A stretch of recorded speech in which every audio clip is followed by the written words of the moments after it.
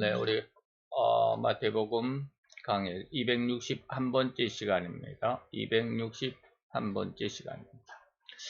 마태 12장 41절 42절 요나의 기적을 통해서 예수님이 구세 사역을 말씀해 주고 있습니다. 그래서 오늘 41절 42절 우리 같이 한 목소리로 봉독하도록 하겠습니다. 우리 봉독합니다. 심판 때에 니느웨 사람들이 일어나 이 세대 사람을 정죄하리니 이는 그들이 요나의 전도를 듣고 회개하였음이니와 요나보다 더 큰 이가 여기 있으며 심판 때에 남방 여왕이 일어나 이 세대 사람을 정죄하리니 이는 그가 솔로몬의 지혜로운 말을 들으려고 땅 끝에서 왔음이니와 솔로몬보다 더 큰 이가 여기 있느니라. 아멘. 오늘 우리는 마태 12장 16개의 단락으로 이렇게 나누어서 10번째 시간입니다. 요나의 기적으로 예수님이 안식을 그리고 또 구원을 이루어 주신다라는 그런 내용입니다. 우리 같이 한번 보도록 하겠습니다. 41절 42절 오늘 본문에 대해서 한번 잘 생각을 해볼 수 있기를 바랍니다. 자, 무슨 뜻이냐면 심판 때에는 어떤 사람들이 심판의 주관자가 되느냐, 니느웨 사람들이 심판을 주관하게 될 거야 라고 하는 것이죠. 우리는 많은 것을 알고 있어야 합니다. 있어야 합니다. 좀 말이 좀 이상한데. 자, 우리가 마지막 때 심판하는 주체가 누구냐? 우리 예수님인 줄로만 알죠. 예수님만 알고 있죠. 그런데 여기는 오늘 41절에는 니느웨 사람들, 42절에는 남방 여왕, 오늘날 이디오피아죠.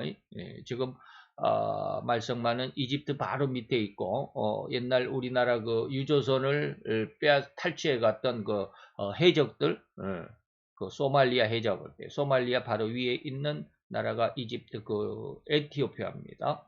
그 에티오피아를 성경 시대에는 스바라고 그랬죠. 거기에 여왕이 있었죠. 그 스바 여왕이 심판의 주관자가 된다. 또 뭐 심판의 도구는 예수를 믿는 믿음이 되겠지만 우리들이 하는 말, 우리들이 하는 행동, 우리들이 행했던 모든 마음들 이런 것까지 모든 심판의 중심에 서 있다라고 하는 것 잘 아시죠?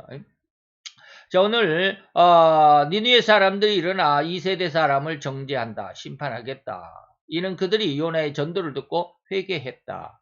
그러나 요나보다 더 큰 이가 여기 있다라고 예수님 자신을 말합니다. 요나보다 더 큰 이라고 하시는 것은 요나는 물고기 뱃속에 3일 동안 들어갔다가 엄청난 고생을 하고 나서 한 나라를 구원했죠. 이 나라가 어느 니느웨라고 하는 나라죠. 한 나라를 구원하였거니와 나는 그러한 요나 선지자보다 더 크다라고 말합니다. 나는 요나보다 더 크다라고 말하죠.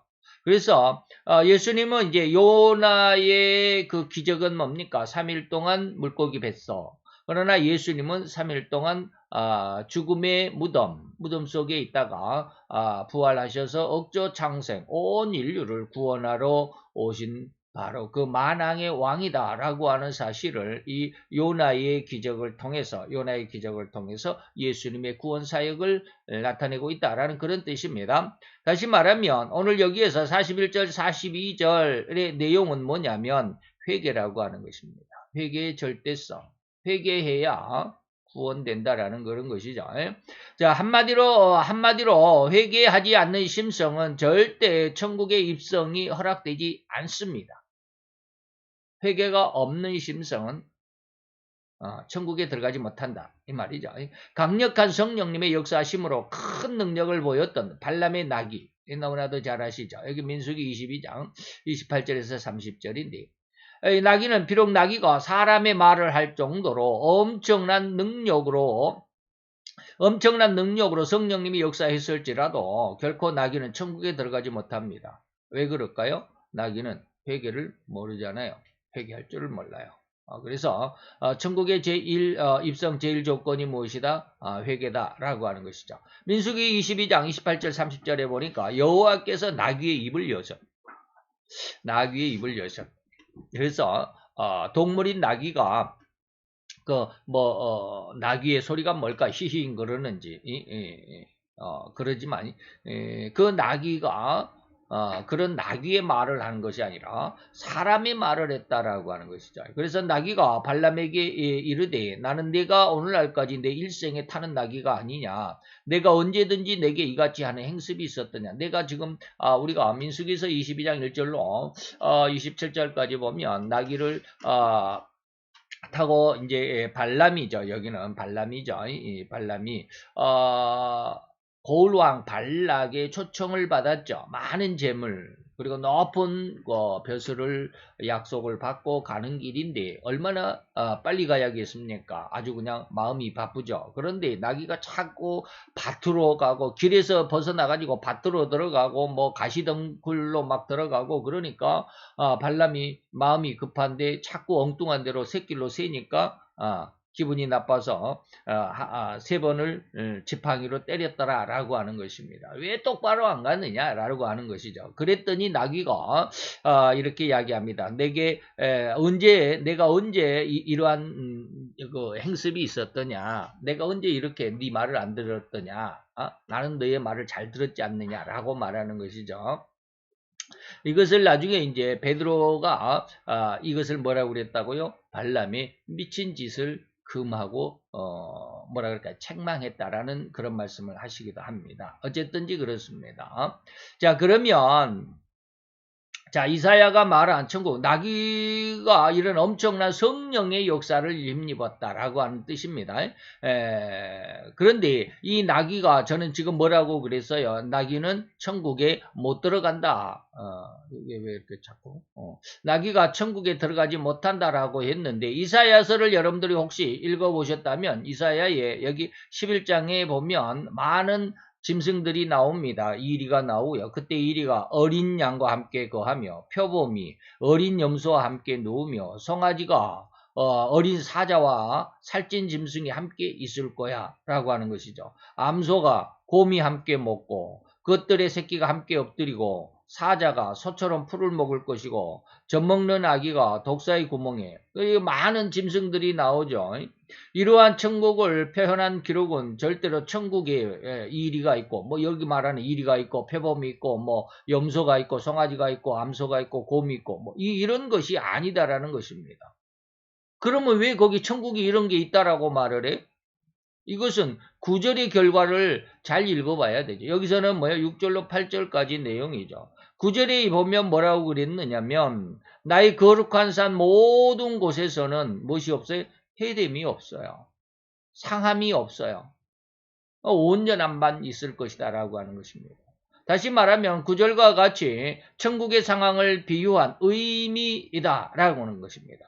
다시 말하면 결코 천국에는 해함도 상함도 없고 눈물이나 슬픔이 절대 없다라는 것을 말씀하신 거예요. 이러한 다시 말하면 이리가 어린 양과 함께하고 송아지가 어린 사자와 함께 있어도 결코 서로 잡아먹거나 해치지 않는다 이 말이에요. 천국에는 그렇게 평안과 평화만이 있다라는 것을 의미하기 위한 비유다라고 하는 것입니다. 그래서 하나님께서는 나의 거룩한 산 모든 곳에서는 해됨도 없고 상함도 없다라고 하는 이 구절을 그 결론으로 이게 6절로 8절이 비유구나라는 것을 알아야겠다라고 하는 것이죠. 그래서 계시록 7장에 보면 이사야서 11장 9절과 똑같은 그런 의미가 있습니다. 내 보좌에 앉으신 이가 다시 말하면 하나님이 그들 위에 장막을 하나님의 백성들에게 장막을 치시리니 저희가 다시 줄이지도 않고 뭐가 없다 했어요. 그곳에는 해됨도 없고 상함도 없을 것이고 모든 것이 풍족하고 풍요롭고 평하고 평등하다라고 하는 것을 알려주시기 위해서 저희가 다시는 줄이지도 아니하고 목마르지도 아니하고 해나 아무 뜨거운 기운에 해나가 이거는 해죠. 태양이나 아무 뜨거운 기운에 상하지도 아니할 것이다. 오늘날에는 밖에 한여름에 나가면 피부가 상하죠. 그런 거. 그래서 하나님께서 저희 눈에서 모든 눈물을 씻어주실 것이다. 이렇게 천국의 아름다움을 이야기하죠. 계시록 21장에도 역시 마찬가지입니다. 하나님의 장막이 사람들, 성도들과 함께 있을 것임에 하나님이 저희와 함께 거하시리다. 그래서 그들의 모든 눈물을 그 눈에서 씻기시고 다시 사망이 없고 애통하는 것도 없고 곡하는 것이나 아픈 거 다시 없다라고 하는 것입니다. 그래서 이 천국은 다시 말하면 천국은 아무나 들어가는 것이 아니에요. 아무리 성령의 역사로 강하게 너무나 강하게 그 발람의 나귀가 성령의 역사에 은혜를 입었다 할지라도 나귀는 천국에 못 들어간다라고 하는 것이죠. 그래서 제가 지금 천국의 입성의 제일 조건이 무엇이다? 회개라는 것을 강조하기 위해서 발람의 나귀가 성령에 강력하게 충만되어 있었을지라도 천국과는 별개의 것이다 라고 하는 것을 말씀드리기 위해서 이사야서도 말씀을 드렸습니다. 이사야서도 말씀을 드렸던 거 기억을 하시고요. 자, 이제 다시 본론으로 들어와서 회개라고 하는 것이 얼마나 중요한 것인가를 잘 한번 생각해 보실 수 있기를 바랍니다. 자, 본문에서는 니느웨 성이 나오죠. 니느웨 사람들이 일어났다라고 그러는데 니느웨가 어딘지 제가 이제 지도를 잘라왔습니다. 지도를 잘라왔어요. 니느웨 성은 어떻습니까? 니느웨 성은 성경시대에, 이 성경 쓰여진 시대에 아수르의 수도였습니다. 그러면 니느웨가 어디냐라고 하면, 지금 제가 이제, 구글 지도에서 성경을 잘라왔는데, 여기가, 예루살렘이죠. 빨갛게 된 게 예루살렘. 이게 이제, 이스라엘입니다. 여기 위에 파란 선 있는 데까지가 이스라엘입니다. 곧 이렇게 송곳같이 생긴 곳이 이스라엘입니다. 그 위에가 레바논입니다. 조그맣죠?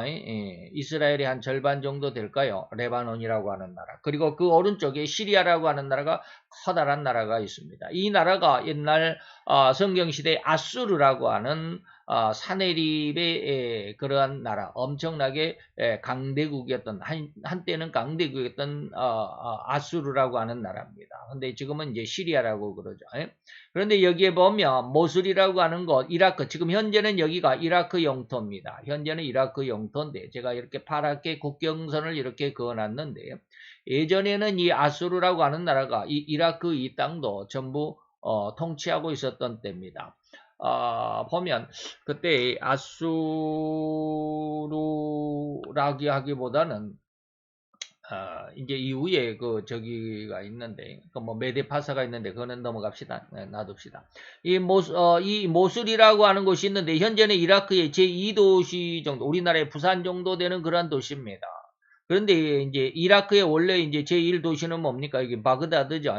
바그다드인데 제2도시라고 할 만큼 큰 이 모술이 있는데 이곳이 바로 니느웨다라고 이렇게 말합니다. 그래서 이 니느웨 이곳을 확대를 해보니까 왜 니느웨라고 그러냐면 여기에 이 니느웨에 여기가 이제 모술의 중심지가 여기가 큰 사거리가 있어서 여기가 중심지고 뭐 여기가 뭐 고속도로 인터체인지가 있어서 그런 것 같은데 여기가 모술이라는 이름이 들어있어요. 그런데 그 옆에 엄청나게 크게 수리아의 그 사네립 왕, 아수리의 사네립 왕을 기념하는 박물관이 이렇게 큰 구역을 차지하고 있습니다. 그러고 보니까 여기가 아마 옛날 그 요나 시대의 아수리의 그 수도였던 니느웨가 아닐까라고. 그 니느웨였으니까 아수르 그때 당시 그 왕의 박물관이가 있겠죠. 이러한 어떤 의미를 한번 살펴보았습니다. 당시 아수르라는 나라는 참으로 이스라엘의 상황에서 보면 철천지 원수였죠. 왜 그럴까요? 여기가 지금 뭐 시리아고 레바논 이런 나라는 예전에는 없었겠죠. 지금 여기 위에 좀 보이지는 않지만 여기 조그맣게 보이는 이 나라가 터키 나라입니다. 여기까지 다 이 터키까지 이 아수르가 점령하고 있었던, 통치하고 있었던 어마어마하게 대국이었던 나라가 바로 이 아수르입니다. 그러니까 이 아수르가 이 이스라엘 이 가나안 땅과 굉장히 이게 접경하고 있죠. 여기가 이렇게 지금은 이렇게 조그맣게 접경을 하고 있지만 여기가 전체가 여기가 아수르와 국경이 접해져 있죠. 그러다 보니까 아수르의 침략을 많이 받았습니다. 그래서 그 아수르로부터 엄청난 많은 고난을 받았죠. 그래서 이스라엘 사람들은 유대인들은 아수르를 철천지 원수라고 생각하고 있죠. 그래서 이스라엘을 약탈하고 침범했으며 수많은 사람을 잡아 노예로 끌고 가기를 일삼았던 흉악한 족속들이라고 할 수 있을 것입니다. 그래서 하나님은 니느웨의 악이 얼마나 극성이었는지 하늘에까지 이르렀으니 너는 속히 니느웨로 가서 40일 후에 이 니느웨 성이 멸망할 것이라고, 그러니 멸망당하지 않으려면 회개하라고 외치라는 사명을, 곧 명령을 요나에게 주었습니다. 그러나 요나는 철천지 원수인 니느웨가 망하는 편이 더 속 시원할 것이라고 생각했습니다. 지금 제 심정이 지금 그런 것 같아요. 요 며칠 사이에 제가 하나님 앞에 아주 힘들어하는 그런 모습으로 답답함을 호소하는 그런 기도의 시간들이 많은데, 뭐 목사이니까 뭐 다 용서해야 된다라고 이렇게 말하죠. 예수님 원수라도 사랑하라고 그랬잖아. 원수라도 용서하라고 그랬잖아. 라고 이렇게 말하잖아요. 근데 안 그래요. 제가 늘 이야기하듯이 조금만 잘못된 거 있고 조금만 아닌 것을 그냥 억지로 하려고 하는 사람들 보면 그냥 막 화가 나고 그렇게 하는 거 아니다라고 그냥 막 공격하고 그러는데, 요나가 그랬습니다. 요나가 철천지 원수인 니느웨를 하나님께서 구원하려고 하니까 요나의 마음은 어때요? 니느웨가 망하는 편이 더 속 시원할 것이라고 생각했어요. 그래서 니느웨에게 구원의 복음을 전도하기를 거부했습니다. 그래서 니느웨와는 정반대인 다시스로 오늘날 스페인으로 도망가고자 배에 올랐다가 심각한 풍랑으로 배가 뒤집힐 위기에 처하자 요나를 바다에 집어 던지라고, 나를 바다에 집어 던지라, 이 풍랑이 나로 인하여서 일어난 것이기 때문에 나를 바다에 던져라 라고 스스로 이제 제비를 뽑혔죠. 그래서 선원들과 승객들이 요나를 풍랑이 일렁이는 바다에 집어 던졌더니 순간 큰 물고기가 입을 벌려 요나를 삼켰다라고 기록하고 있습니다. 이게 1장 17절입니다. 여호와께서 이미 큰 물고기를 예비하사 요나를 삼키게 하셨으므로 요나가 3일 3야를 물고기 뱃속에 있었더라. 예수님은 바로 이 부분을, 요나의 1장 17절 이 부분을 예수님은 특별하게 지금 부각시키고 있습니다. 자기에 대한 예수님의 자기가 인류를 구원하는 구세주라고 하는 그리스도라고 하는 것을 증명하기 위해서 요나의 1장 17절 이 부분을 예수님은 크게 부각시키고 있습니다. 다시 말하면 요나가 큰 물고기 뱃속에 있었던 기간, 뭐라고 그래요? 3일 3야라고 그랬죠. 3일 동안 3일 낮 3일 밤을 이 말입니다. 이러한 기간을 비유하신 것입니다. 곧 요나는 큰 물고기 뱃속에 3일을 갇혀 있다가 나와서 니느웨를 구원하는 회개의 외침을 외쳤지만, 예수님은 죽음에서, 다시 말해 무덤에서 3일간 잡혀 있다가 부활하셔서 온 인류를 구원하시는 대사역을 완성하신 것을 비유하시면서 요나보다 나는 더 크다, 나는 만왕의 왕이다 라고 하신 것을 자신을 소개하고 있습니다. 그 다음에 42절입니다. 심판 때 남방 여왕이 일어나서 2세대 사람을 정죄하리니 2세대 사람을 심판하는 자리에 앉게 되리니 이는 그가 솔로몬의 지혜로운 말을 들으려고 땅 끝에서 왔다. 솔로몬보다 더 큰 이가 바로 나다라고 이렇게 말하는데, 솔로몬보다 더 큰 이라고 하시는 것은 전무후무한 왕인 솔로몬, 그 솔로몬보다도 더 큰 왕으로서 마태 11장에서는 뭐라고 그랬습니까? 수고하고 무거운 짐진 자들아 다 내게 오라 라고 이렇게 초청할 수도 있는 그러한 능력이 있으신 그러한 큰 분이심을 의미하는 것입니다. 자, 그 스바 여왕이 온 것이 왕상 10장에 있습니다. 1절로 10절에 쭉 있으니까 한번 말씀을 읽어보시고,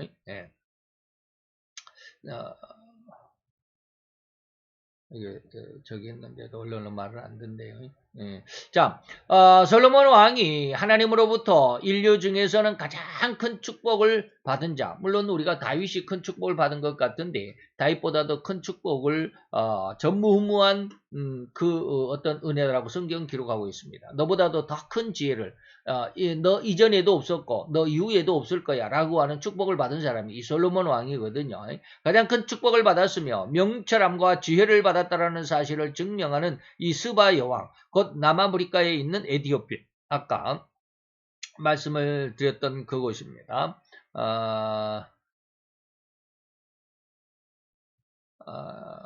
자, 조금 줄여보면 여기가 이스라엘이 여기 있죠. 그리고 밑에가 지금 이집트입니다. 그리고 지금 말하는 이 수단 그리고 수단 옆에 여기가 에디오피아입니다. 그리고 아까 말씀드렸던 그 해적들의 본거지가 바로 이 소말리아 이쪽에 있죠. 여기가 소말리아 해적들이 많습니다. 에디오피아가 바로 여기 있고 수단이 있고 옛날 성경 시대 당시에 이 애굽이 이집트거든요. 현재 그러니까 이집트가 얼마나 컸는지는 모르겠어요. 그때 당시에도 리비아가 있기는 있었는데 이집트가 얼마나 컸었는지 모르는데 그때 당시에 성경 시대에 에디오피아가 아마 이보다 더 컸을지도 모릅니다. 어떻게 보면 성경을 이 에디오피아가 옛날 성경 당시에도 성경을 굉장히 그 사랑했던, 다시 말하면 성경 말씀 그 믿음을 가졌던 나라가 이 에디오피아가 아닌가라고 한번 생각해 볼 수 있습니다. 어쨌든지 남아프리카에 있는 그런 에디오피아의 나라 여왕의 방문의 기록을 볼 수 있습니다. 그 스바라고 하는 여왕은 솔로몬의 지혜에 대한 소문을 듣고 그의 고명한 식견을 대면하고자 원했다고 말씀할 수 있습니다. 여기에 보니까 뭐라 그러냐면 왕께 구하되 이 스바 여왕이 말하는 것이죠. 내가 내 나라에서 당신의 행위와 당신의 지혜에 대하여 들은 소문이 진실하다. 당신의 소문이 앞에서 보면 당신의 이러한 소문을 듣고 왔는데 당신이 진짜인지 그것을 좀 알아보기 위해서 내가 왔노라라고 이렇게 말합니다. 지금 이거를 조금 지우도록 하겠습니다. 얼른 말을 안 듣네.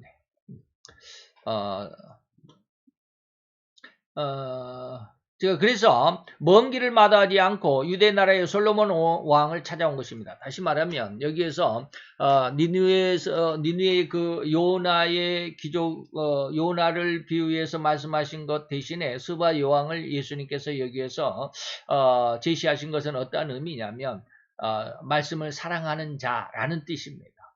성경 말씀을 사랑하는 자의 심성을 여기 스바 여왕에 빗대고 있는 것입니다.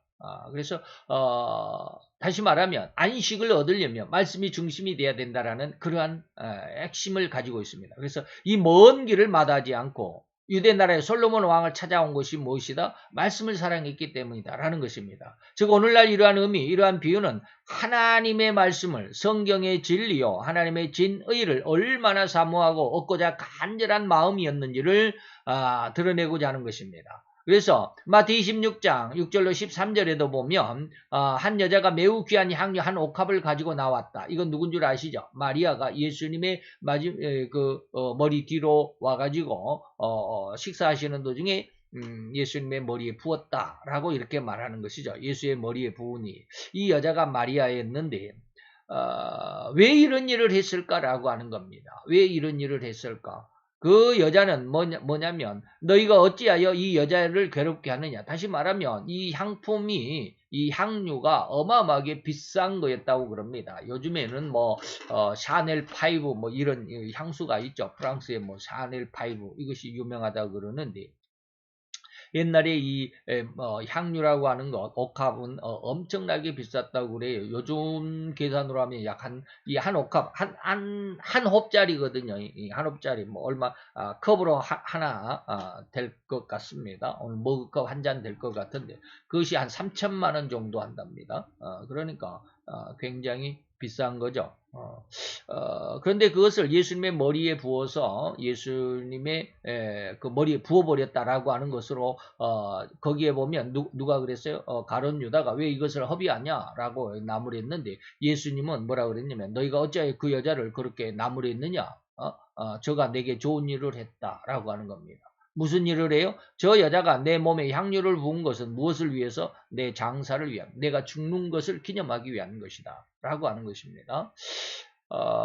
잘 한번 생각을 해봐야 됩니다. 이 여자가 향유를 예수님께 부었던 것은 예수님의 장사를 위함인데 예수님이 죽을 것을 알았다라는 뜻이잖아요. 예수님이 십자가에 죽을 것을 알았다라는 뜻이에요. 그러면 당시에 이 여자는 어떻게 해서 예수님의 죽음을 미리 알 수 있었을까라고 하는 것이죠. 그것은 요한복음 11장에 기록이 되어 있습니다. 병든 자, 다시 말하면 나사로가 베다니의 문둥이 집 시몬의 집이라고 하는데 이 청년은 바로 마리아의 오빠입니다. 병든 자가 어느 날 죽게 되었습니다. 나사로가 죽게 되었는데 이때 마리아와 그 형제 마르다, 함께 마리아와 마르다는 나사로의 두 여동생이었죠. 셋이 살았었는데 그들은 베단이라고 하는 촌에 살고 있었습니다. 나사로라고 하는 이름의 오빠가 있었죠. 그런데 이 나사로가 죽을 병에 들었죠. 근데 여기에 나오는 이 마리아, 여기에서 향유를 죽게 붓고 머리털로 주위에 발을 씻던 자, 병든 나사로의 그 여동생이었다라고 하는 것이죠. 바로 이 나사로라는 청년에게는 두 명의 여동생이 있었습니다. 언니는 마르다고 그 다음에 예수님과 그 일행인 12명의 제자들을 극진하게 대접했던 사랑의 여종이라고 할 수 있을 것입니다. 마르다는 지금 뭐하고 있어요? 예수님과 그의 일행 12명의 제자들, 그러니까 예수님과 함께 13명이죠. 장정들만, 당시에 30대의 건장한 13명들이 이제 전도하고 나사로의 집에 오니까 여동생 마르다는 그들을 13명의 밥을 지어드리기 위해서 아주 부엌에서 바빴죠. 그래서 극진한 대접을 했던 사랑의 여종이라고 할 수 있을 것이고, 동생 마리아는 지금 뭐하고 있느냐면 그녀는 예수님이 자기 집에 오셨을 때 얼마나 말씀을 사모했는지, 얼마나 복음의 비밀을 알고 싶었으면 예수님의 발 앞에 앉아서 피곤한 예수님일지라도 오로지 천국의 비밀이고 복음의 내막을 알고 싶어 했다라는 것입니다. 그게 요한복음 12장 1, 2절입니다. 계속 보면 자 이제 누가복음까지 한번 봅시다. 6월절 엿새 전에 예수께서 베다니에 이르신 나사로의 집에 왔으니 이것은 예수께서 죽은 자 가운데서 살리신 나사로에 있는 곳이다. 그래서 요한복음 11장은 부활장입니다. 나사로의 부활장입니다. 그리고 요한복음 12장은 안식장입니다. 안식입니다. 그래서 나사로가 11장에서 죽었는데 그를 살려주게 되죠. 부활시켜 줍니다. 그리고 나서 12장에서는 그것의 그 안식에 대해서 쭉 설명을 하십니다. 다시 말하면 부활을 이야기하고 있습니다. 부활이 곧 안식이 된다라는 것인데 그 내용은 뭐 자세하게 다음에 기회가 있을 때 말씀드리고, 누가복음 10장에 보니까 바로 제가 지금 말씀드린 내용들이 기록이 되어 있습니다. 저희가 길 갈 때에 예수께서 한 촌에 들어가심에 마르다라 이름하는 한 여자가 자기 집으로 영접했습니다. 그에게는 마리아라고 하는 동생이 있어서 이는 주의 발 아래 앉아서 예수님의 말씀을 들었던 자다라고 하는 겁니다. 자, 말씀을 다시 한번 생각해 보겠습니다. 자, 마리아는 예수님이 자기 집에 오셨을 때 얼마나 말씀을 사모했는지, 얼마나 복음의 비밀을 알고 싶었으면 예수님의 발 앞에 앉아서 피곤한 예수님일지라도, 지금 예수님은 제자 12명과 함께 전도행을 갔다가 조금 쉬기 위해서 나사로의 집에 들어왔습니다. 그래서 상당히 피곤했겠죠. 상당히 피곤합니다. 그런데 그러한 피곤한 예수님일지라도 예수님이 피곤한데 잠시 쉬세요라고 해줘도 될 것을 오히려 뭐 예수님이 자기 집에 뭐 정기적으로 오는 것도 아니고 어쩌다 한번 오는데 그 기회를 놓칠 수가 없었더라 이 말입니다. 그것은 뭐요? 주의 발 아래 앉아서 주의 말씀을 듣게 되더라 이 말입니다. 무슨 얘기를 했을까요? 무슨 얘기를 했을까? 천국에 대한 비밀이에요. 그래서 나중에 마르다는 뭐랍니까? 내 동생이 나 혼자 일하게 두는 것을 왜 말리지 않습니까? 나 지금 너무 바쁜데 예수님과 예수님의 제자 12명, 13명, 그리고 오빠 14명, 그리고 자기 둘 16명, 16명 16인분의 식사를 하려면 얼마나 바쁩니까? 근데 마르다는 지금 부엌에서 아주 바쁜데 마리아는 예수님의 발 앞에 앉아 있다 이 말이에요. 예수님과 대화하고 있다 이 말이에요. 그러니까 마르다가 내 동생을 나를 좀 도와달라고 하세요라고 이렇게 말하는 거예요. 그랬더니 예수님이 뭐라고 그럽니까? 마리아는 이 좋은 편을 택해서 마르다야 마르다야 네가 많은 것을 염려하고 사랑이 많지만 그러나 한 가지만이라도 족하는 거야 라고 하면서 마리아는 이 좋은 편을 택했다. 그러니 결코 빼앗기지 않을 거야 라고 이렇게 말씀하십니다. 그 의미가 뭘까? 마리아는 지금 마르다는 사랑의 수고를 하고 있지만 사랑의 수고보다도 마리아가 예수님의 하나님의 말씀을 선택한 것은 더 귀한 거야 라고 말합니다. 더 좋은 거야 라고 말합니다. 이것은 말씀을 사랑하는 이 마음은 결코 그 누구에게도 빼앗기지 않는 거야 라고 말합니다. 다시 말하면 오늘 마리아가 예수님의 머리에 향유를 부은 것은 뭘 예비했다? 예수님의 십자가의 죽음을 예비했다 라고 이렇게 말합니다. 근데 그 예수님의 죽음을 예비했다라고 하는 것은 예수님이 십자가에 죽을 것을 알고 있다라는 거 아니에요. 어떻게 알고 있었을까? 바로 이렇게 예수님의 발 아래 앉아서 예수님과의 말씀에 대한 깊은 공부를 하고 오늘날로 말하면 성경 공부를 하고 있었다 이 말입니다. 그러니 그런 성경 공부를 깊이 그리고 많이 하고 하다 보니까 예수님의 십자가의 죽음도 알 수 있게 되었습니다. 그런데 예수님의 제자 중에 가장 사랑을 받는 요한도 그리고 수제자라고 하는 베드로도 예수님의 죽음을 인지하지 못했어요. 왜? 말씀의 깊이가 없었기 때문에. 오직 한 사람, 온 인류 중에 단 한 사람 마리아만 예수님의 십자가의 죽음을 알게 되었어요. 왜? 말씀의 깊이가 또 말씀 공부가 더 좋았기 때문에. 이러한 마리아의 습성, 그 성경을 알고 싶어하는 또 천국의 복음의 진수를 알고 싶어하는 또는 하나님의 진의를 알고 싶은 마음이 전도로 피곤함에 지쳐있을 예수님이시지만 참으로 쉽게 찾아오는 기회가 아니었기 때문에 이런 차제에 더욱 이러한 심성에 불을 지핀 것이라고 할 수 있을 것입니다. 그래서 언니인 마르다는 예수님과 12명의 제자를 위해 열심히 음식을 준비하고 있는 이 바쁜 시간 중이었을지라도 마리아는 이러한 심성이었습니다. 어떤 심성? 성경을 더 알고 싶다. 하나님의 뜻을 알고 싶다라고 하는 것입니다. 이것을 예수님이 친히 증거해 주신 것입니다. 그래서 누가복음 방금 10장 42절에 이것은 좋은 편을 택했고 결코 빼앗기지 않을 거야 라는 것입니다. 마리아는 이 좋은 편을 택하였으니 빼앗기지 아니하리라 라고 말씀하신 의도가 무엇이겠는가 말입니다. 어찌 보면 언니인 마르다는 사랑의 마음이 강했다고 할 수 있을 것이고요. 동생인 마리아는 말씀을 사랑하는 마음이 더욱 강했다고 할 수 있을 것입니다. 그죠? 그래서 그러한 마음을 넉넉히 아신 예수님이 마리아를 지칭해서 더 좋은 편을 택했다라고 이렇게 규정해 주신 것입니다. 따라서 사도 바울도 역시 베레아 교회를 지목했습니다. 신사적인 교회라고. 이것은 뭐예요? 데살로니가 교회에 있는 사람보다 더 신사적이다. 데살로니가 교회가 어떠한 곳인 줄 아십니까? 데살로니가 전서 후서 1절과 2절을 이렇게 보면 3절까지 보면 무슨 내용이 있느냐 하면 데살로니가 교회는 사랑이 많다라는 이런 말씀을 합니다. 사랑이 많다. 사랑의 수고가 많구나. 믿음의 인내가 있고, 소망의 인내가 있고, 믿음의 역사가 있고, 사랑의 수고가 있다라는 이런 말을 데살로니가 교회에 전서후서 두 번 다 바울은 이 교회에다가 편지하면서 그것을 증거하고 있습니다. 다시 말하면 사랑이 많은 교회입니다. 데살로니가 교회는. 그런데 그 교회보다도 더 신사적이다. 더 쉽게 말하면 더 우수한 것이 있다라고 말합니다. 누가? 베레아 사람들이. 베레아 사람들이 데살로니가의 사랑보다도 더 좋은 것을 가지고 있다. 그게 뭘까요? 그들은 간절한 마음으로 말씀을 받았다. 그리고 그것을 또한 계속해서 공부하고 있다. 반복하고 연습하고 반복하여 있고 공부하고 이런 거예요.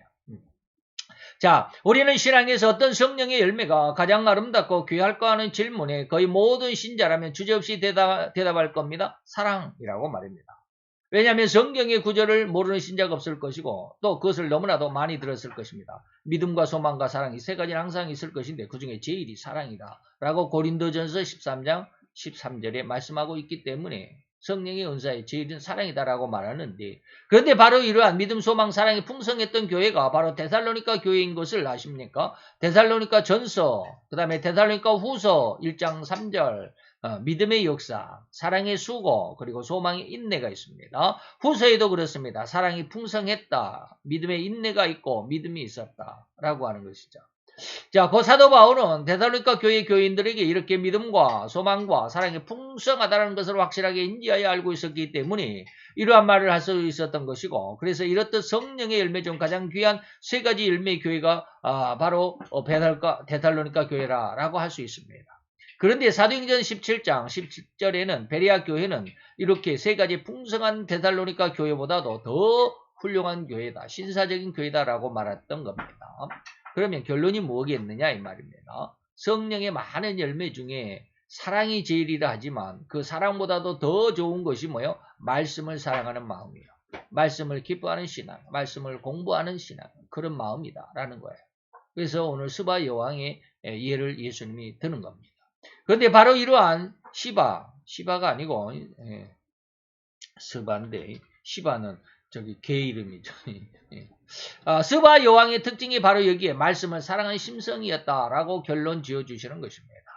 그래서 성경에서 제일은 하나님이라 하겠지만 그런 하나님과 대등하게 두어도 상관없을 법한 것이 바로 성경을 사랑하는 마음. 성경은 하나님의 말씀이다 라고 해야 됩니다.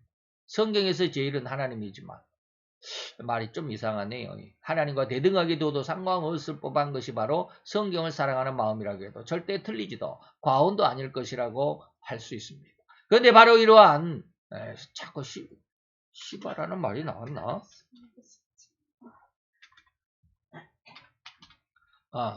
이러한 스바 여왕에게 하나님의 진의, 하나님의 축복을 알려준 솔로몬이라면 어느 정도일지는 조금 이해되실 것입니다. 그런데 예수님은 바로 그러한 솔로몬보다도 더 크신 분이라고 자신을 이렇게 소개하고 있습니다. 그 말씀의 본체이기 때문에 그렇죠.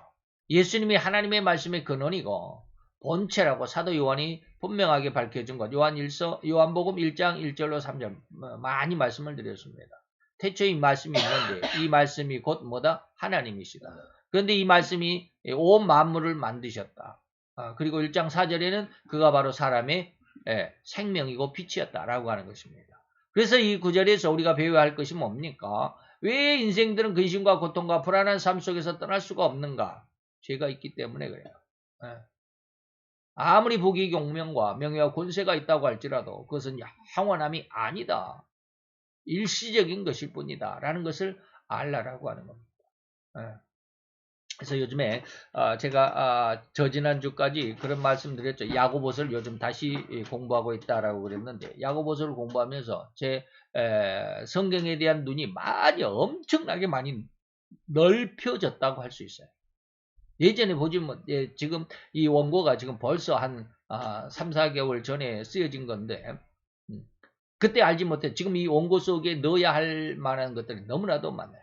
그래서 지금 마태 14장을 지금 계속 원고를 지금 써가고 있는 중인데 다시 써야 할 것 같다라는 생각을 해요. 거기 보니까 야고보서는 뭐요? 인간을 알게 해요. 인간의 생리를 알게 해요. 인간의 생태를 알게 해요. 습성을 알게 해요. 바로 여기 말하는 인간이 뭡니까? 사단이 인간을 유혹한 세 가지. 돌이 떡이 되게라. 높은 곳에 성전 꼭대기에서 뛰어내려라. 그리고 천하만국의 영광을 내가 너에게 줄게 라고 말하는 거잖아요. 이게 뭐예요? 부귀와 공명, 그 다음에 명예와 권세, 이것을 탐하는 거예요. 인간을 이렇게 만들어 버렸어요. 부귀 공명에 대해서, 명예와 권세에 대해서 거기에 휩쓸려 버리도록 만들었어요. 그래서 야고보서는 뭡니까? 인간의 부귀 공명, 또 높고 낮은 빈부 귀천, 그리고 명예와 야망, 이런 것들에 대해서 너희들이 정말로 확실한 거, 그 주체가 누구고 그것이 무엇을 의미하는 것이고 그리고 그 이면에는 무엇이 있고 그리고 그것들이 결과는 어떠한 것인가를 너희들이 안다면 세상에 근심과 걱정될 게 없어. 그래서 너희들이 야고보서를 1장 인사가 딱 끝나고 나자 시작하자마자 너희들이 이렇게 세상에서 엄청난 환난과 시험과 역경과 공고가 있느냐? 그러면 기뻐해라라는 말이 1장 3절에 나옵니다. 가장 먼저 하는 말이 기뻐하고 기뻐해라. 환난을 당하는 자야. 핍박을 당하는 자야. 곤란 속에 엄청나게 인생이 힘들다고 생각하는 자야. 기뻐하고 기뻐해라. 난 지금 힘들어 죽겠는데요. 기뻐하고 기뻐해라. 그 내용이 1장부터 5장까지 내용입니다.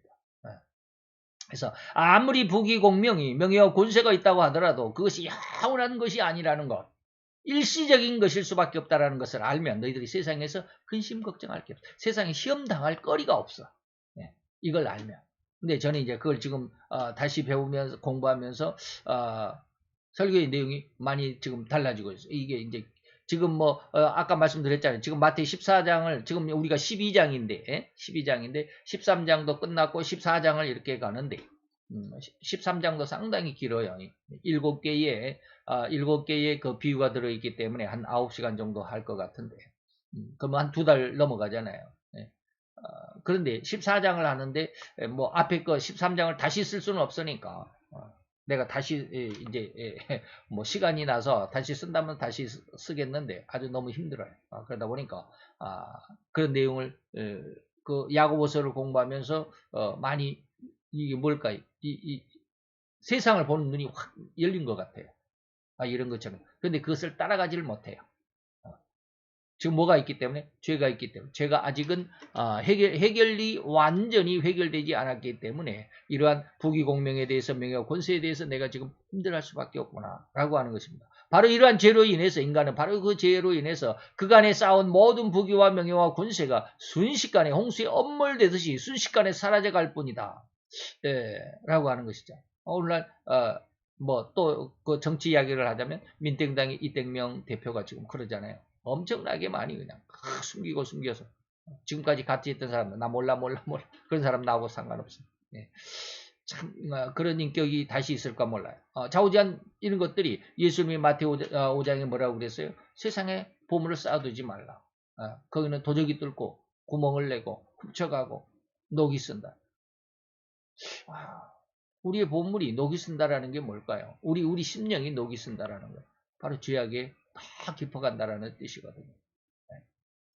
자, 그래서 주님은 세상의 모든 부귀와 공명은 땅에 쌓을 보물이라고 땅에 쌓는 보물이라고 비유해 주신 것입니다. 땅에 쌓은 보물이다. 무슨 말인지 이해가 되시죠? 이러한 세상에 쌓은 이 보물에는 절대로 도적이 훔쳐갈 것이고 동록이 있을 거, 녹이 쓴다 이 말입니다. 그래서 사그라져 없어질 뿐이라고 선언하신 것입니다. 이게 마태 5장이 아니라 6장이네요. 6장입니다. 곧 인간은 이미 에덴 동산에서 마귀의 게임으로 하나님의 명령을 어겨서 범죄한 이후에 죄인이 되었으니 곧 마귀의 흉계로서 허리만큼도 벗어나는 삶을 살아가는 인생이 없다라는 것입니다. 그래서 절대로 이것은 변치도 변할 수 없는 명백한 사실일 뿐입니다. 그래서 제가 누가복음 4장 5절로 7절을 많이 말씀드리지만 이거는 마귀의 세 번째의 그 유혹이죠. 천하만국의 영광을 어겨줄 테니 내게 절해라 라고 하는 거.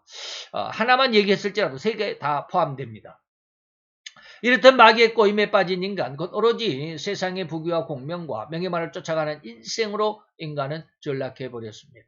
그러면 혹자는 이 부분은 마귀가 예수님에게 내민 유혹인데 어찌 인간인 우리가 예수님과 같을 수 있나?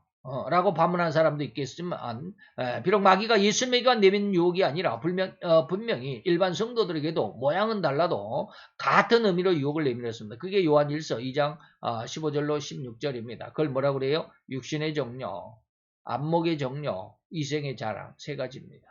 표현이 좀 다르지만 내용은 똑같습니다. 곧 이생의 자랑이 바로 예수님에게 행한 천하만국의 모든 권세와 영광의 유혹이 우리 성도들에게는 이생의 자랑거리로 유혹을 합니다. 너 이렇게 하면 이거 요즘 흔히 말해서 네 어깨가 좀 올라가잖아. 어깨를 좀 세울 수 있잖아. 이런 거 있잖아요. 그래서 내가 좀 크다라고, 내가 좀 능력이 있는 사람이라고. 그래서 집도 큰 집, 자가용도 아주 더 좋은 좋은 차, 더 큰 차, 막 이렇게 하잖아요.